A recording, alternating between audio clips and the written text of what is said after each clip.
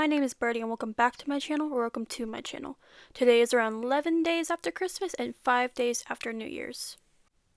For this video, I am drawing a Christmas scene in the background, and as a heads up, I had to overlay some images over the video itself because when I was drawing this, I had used some placeholder photos that could be subject to copyright.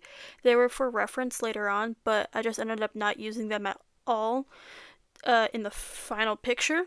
I had forgotten that the time-lapse would show it later on, so the time-lapse may look a little weird as time goes on. Also, because I am experimenting with lighting this go-around, there will be a minor flashing lights warning around 10:45 to around 11:40, but I'll make sure to add an on-screen warning beforehand. If you haven't noticed yet, I got a microphone. I got it for Christmas and I love it so much. Though I did have to re-record this almost the entire video, or of what I already recorded, because of how loud my chair was squeaking from me moving around. But so now I'm just sitting still and recording off the bat. Some other stuff I got for Christmas that would really just affect the channel itself is a new internal hard drive for my desktop computer and a new corner desk.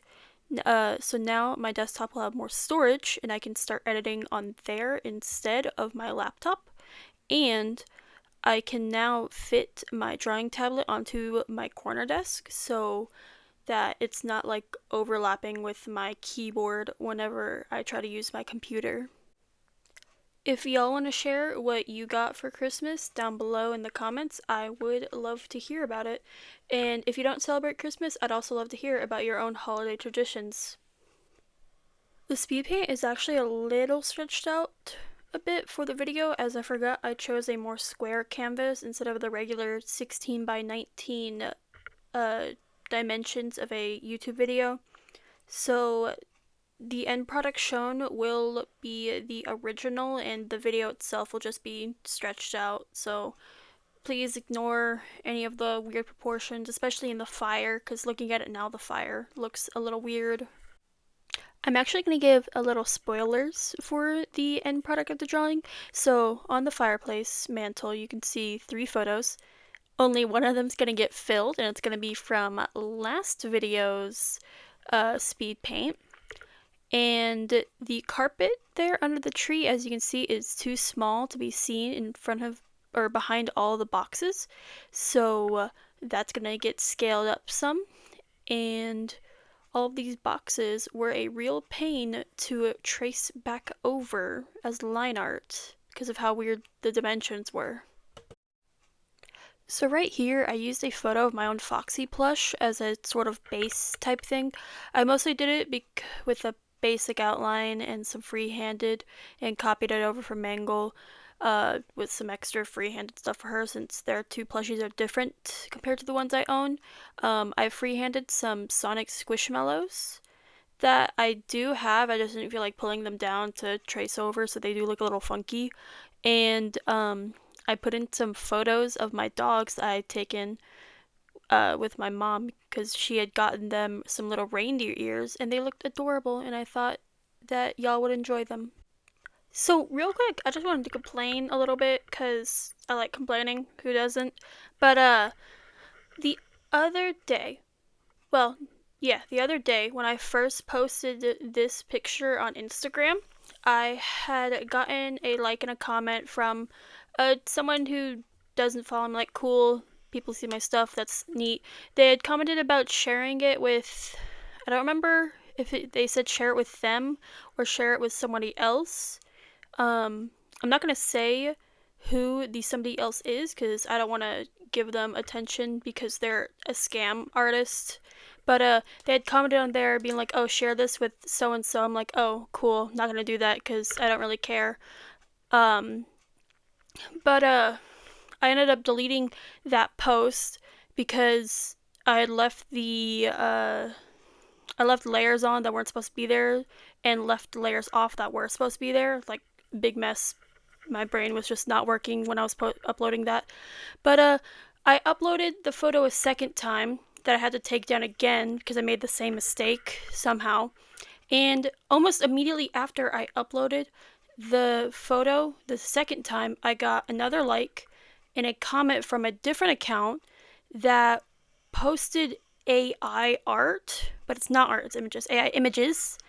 Um, and it was like, oh, this is weird. And they told me to share the photo with that other account. And I go into the other account and I'm like, huh, this looks weirdly like a scam. Like they had like 2 million followers, I think. And I was like, they're a large account and they share photos. But I was looking at the photos, they were almost all of the ones I looked at were by the same two people. So I was a little confused. Like, are they stealing art? So I deleted that comment and I looked it up, and it turns out that people know about this account and they're like, yeah, this account's a scam. They make you pay to promote your art. And I'm like, not sure if they even do that though. I think they just take the art after you pay them and then say they're by other people when they're not. And it's like apparently the tactic is to have people go out and be like, oh, share this with so and so, like DM them or something. And the scam is to like, I think they bot their followers to make them look more legit and send out other bots who post AI images and other people's art in order to make them look legit and make people fall for the scam so they can make money and then steal art to make their account bigger. And it was just like, wow, that's such a crappy thing to do. And you see it all the time with like when people do commissions, they're like, oh, can you draw my dog or my kid? And then they send you too much money. At least I think that's how the scam works. I haven't experienced it myself because I don't do commissions. But I see a lot of discourse about like, oh yeah, they always are trying to do something sketchy when they talk like this. So thankfully I avoided that because I don't really talk to people online.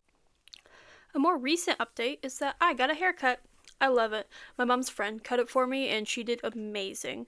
I got an almost shag like haircut but short because my normal hair texture is this weird mix of curly slash wavy and straight slash wavy, with the top being straight and the bottom being curly. So the way she layered it is that the straight hairs are extremely short, and then the more curly hairs are the longer parts of the layers. And there's like 20 layers of my hair, and it's really cool. And I had my mom bleach almost the entire underneath of my hair, but because of the way the layers are, you can still see it from the back of my head without it being covered by my hair. And we dyed it the Arctic Fox Periwinkle, so I sort of look like my OC Luna, but her hair is supposed to be ombre while mine is more layered dyed. But I still think it's really cool that I got a haircut similar to how I portray my OC in most of the forms of media I put her in. We actually had to dye my hair twice for the color to come out properly because for some reason when we dyed it the first time, the periwinkle washed out from my roots like almost immediately. A big aspect of my drawing that I really wanted to pop out was the lighting. I wanted to recreate that warm glow that comes with the more vintage trees and the vintage lights, because I actually had some old lights that we put on our tree and it made this warm glow, and I wanted to replicate this glow because I thought this kind of glow was real pretty, though I had to change out the entire lights of my tree later on because the colors I had chosen didn't give the warm feeling. I think it's because I did a half and half of warm and cool colors. So even when I tried to blend them out with more warm than cold, I still got a more cold feeling. So right now I'm putting ornaments on the tree, but later on I'll be replacing the light color scheme with red, green, blue, yellow, and orange, I believe, because that gave me the effect I actually liked.